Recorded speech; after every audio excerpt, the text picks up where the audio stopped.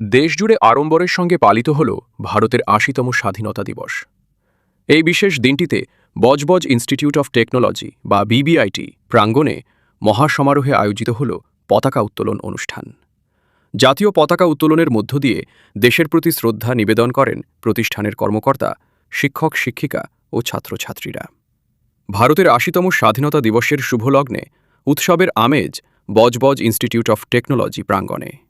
সকাল থেকেই সুসজ্জিত ক্যাম্পাস চত্বরে জমায়েত হন কলেজের শিক্ষক শিক্ষিকা, অশিক্ষক কর্মী এবং ছাত্রছাত্রীরা। সকালের সূর্য ওঠার পরপরই সম্মান জানিয়ে জাতীয় পতাকা উত্তোলন করেন প্রতিষ্ঠান কর্তৃপক্ষ। উপস্থিত সকলে একযোগে কণ্ঠে কণ্ঠ মিলিয়ে গায়ে কাঁটা দেওয়া সুরে গেয়ে ওঠেন জাতীয় সঙ্গীত Jana Gana Mana. পতাকাকে guard of honour ও কুচকাওয়াজের মাধ্যমে শ্রদ্ধা জানানো হয়। পতাকা উত্তোলনের পর স্বাধীনতা সংগ্রামের শহীদদের স্মরণে নীরবতা পালন করা হয় এবং এক বর্ণাঢ্য সাংস্কৃতিক অনুষ্ঠানের আয়োজন ঘটে, যেখানে ছাত্রছাত্রীরা দেশাত্মবোধক গান ও নাচের মাধ্যমে দেশের সমৃদ্ধ ইতিহাসকে তুলে ধরে। সবশেষে উপস্থিত সকলের মধ্যে মিষ্টি বিতরণের মাধ্যমে সমাপ্তি ঘটে অনুষ্ঠানের। জাতীয় পতাকার রঙে সাজানো ক্যাম্পাসে শ্রদ্ধা, শিক্ষা ও দেশের প্রতি ভালোবাসার এক অনন্য বার্তা দিল বিবিআইটি। আজকের দিনে স্বাধীনতার মূল ভাবনাকে বুকে নিয়ে এভাবেই এগিয়ে চলেছে আমাদের তরুণ প্রজন্ম। দেশ বিদেশের আরও সমস্ত খবরের আপডেট পেতে আজকের দিনে স্বাধীনতার মূল ভাবনাকে বুকে নিয়ে এভাবেই এগিয়ে চলেছে আমাদের তরুণ প্রজন্ম। দেশ বিদেশের আরও সমস্ত খবরের আপডেট পেতে দেখতে থাকুন দিশা নিউজ। মেসেজ এটাই দেওয়ার আছে প্রত্যেক মানুষকে নিজের বাচ্চাদেরকে শিক্ষা দিতেই হবে।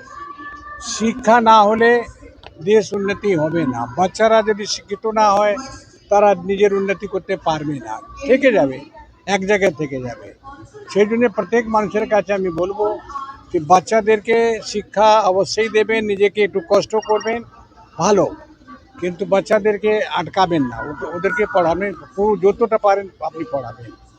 আর এটা তো আজকে তো স্বাধীনতা দিবস, আজকে ৮০ বছর হয়ে গেল, আপনারা জানেন। তো আজকে আমাদের দেশ ৮০ বছর হলো, আজাদ হলো। কিন্তু আমাদেরকে যেরকম বাচ্চারা বললো কি আমরা আজাদ তো হয়েছি, কিন্তু সত্যি কি আমরা আজাদ আছি? এটা কিন্তু খুব একটা বড় প্রশ্ন।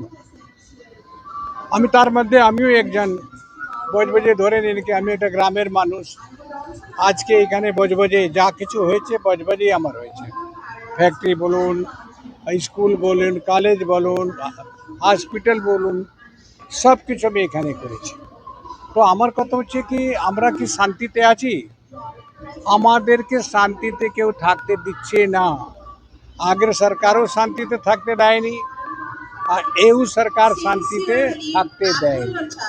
এই আজকে সেবা শ্রেয় হলো, তো সেবা শ্রেয় যেটা হলো খারাপ কাজ হয়েছে? সেবা শ্রেয় তো ভালো কাজ হয়েছে। মানুষের সেবা করাটাই হচ্ছে আমাদের ধর্ম। তো গরিব লোকের সেবা হয়েছে। অভিষেক ব্যানার্জি কতটা গভর্নমেন্টের চুরি করেছেন না করেছেন অভিষেক ব্যানার্জির ব্যাপার, কিন্তু আমরা তো সেবা করেছি, আমরা ডাক্তার দিয়েছি, নার্স দিয়েছি, স্টাফ দিয়েছি, আমরা তো ভালো কাজ করেছি। তার জন্য আমাদেরকে শাস্তি করা হচ্ছে।